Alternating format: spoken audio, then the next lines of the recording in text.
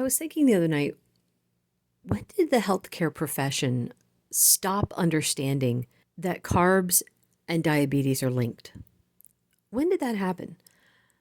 So, just quick story here. With my first pregnancy, I had very slight gestational diabetes. I didn't have to change my diet a whole lot at that point. I did have to, all I knew is I had to cut down on my sugar intake. So that was what we did. I was eating some sugar-free things, and that got me through the pregnancy, and I just went back to my regular way of eating afterwards. With my second pregnancy, this was 2004, I was diagnosed with full-blown gestational diabetes. So what they had me do, I went to see a nutritionist. And now I thought I already knew what to do, but this nutritionist sat me down and she told me, okay, you need to get a blood glucose monitor. What you're going to do is you're going to start checking 4 times a day, which made me sad because I'm like, I hate sticking myself, but whatever, it's for the baby. And she said, what you do is you track your food. You write down what you eat, and then you write down what the number is after you test. And if you see that your blood sugar is higher, you need to cut down on, and I don't remember how she worded it. I'm pretty sure it was along the lines of, you need to cut down on the breads or whatever. So in the beginning, it wasn't too bad. As the pregnancy went on, though, I became more and more sensitive to carbs. So what I would do, and this was back in the day, I didn't really know what I was doing, but it's like I made the best guess I could. But I would order out this massive cheesesteak, and instead of eating all the bread, I would pile all the meat onto one half of the roll, and that was what I would eat. And that worked pretty good.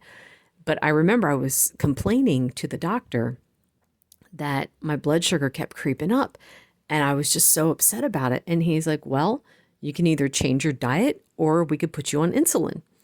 And I did not want to go on insulin. I'm like, oh, fine. I'll just keep changing my diet. I'll keep cutting the carbs.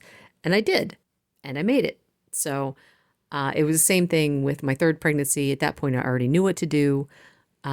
So I also knew with those pregnancies, though, that the odds of me getting regular type 2 diabetes were pretty high. And I kind of understood what I would have to do if I did end up getting diabetes. I knew it would mean cutting things down and stuff like that. I didn't understand quite how big of a link that was, but I was thinking the other day, it's like, well, so the dietitian that I went to with my second pregnancy knew that carbs were a problem. The doctor knew that carbs were a problem. And his recommendation was either change your diet or go on insulin. So they understood that there was a link back then. But I was thinking about how often just going to the doctor with my mom, they would tell her. So the previous doctor that my mom was going to would tell her, well, you need to change your diet. She wouldn't tell her how to change it, but she'd also recommended that she go see a nutritionist so that we could get the information. And we never did end up going. My mom kind of felt like she could figure it out. That didn't work until later when I came across Dennis Pollock's book, 60 Ways to Lower Your Blood Sugar. Then we figured it out. But it was, you have to test to see what raises your blood sugar. Here's something else too. And I think so many people don't know this, and this makes me very sad. But it's that idea of, well, let me say this. So just to give an example of how the doctors are now, one of my cousins has type 2 diabetes, and she went to the doctor, and she's on medicine for it. I think she's on insulin. But when she went to the doctor told her, oh, your numbers are really good. And, my cousin was saying how she's been avoiding eating, like she'll bake cookies and stuff, but she won't eat them. The doctor's like, well, your numbers are really good. You go ahead and have that cookie if you want it. And then the doctor increased her diabetes medicine. And I'm like, hang on now. You told her she's doing good, told her to have the cookie, and now you're increasing the medicine. Wouldn't it be better to go in the opposite direction and tell her not to have the cookie and not to have the other things, and that'll help bring her sugar down? so that she can get off the medicine? That really bothers me. Yeah.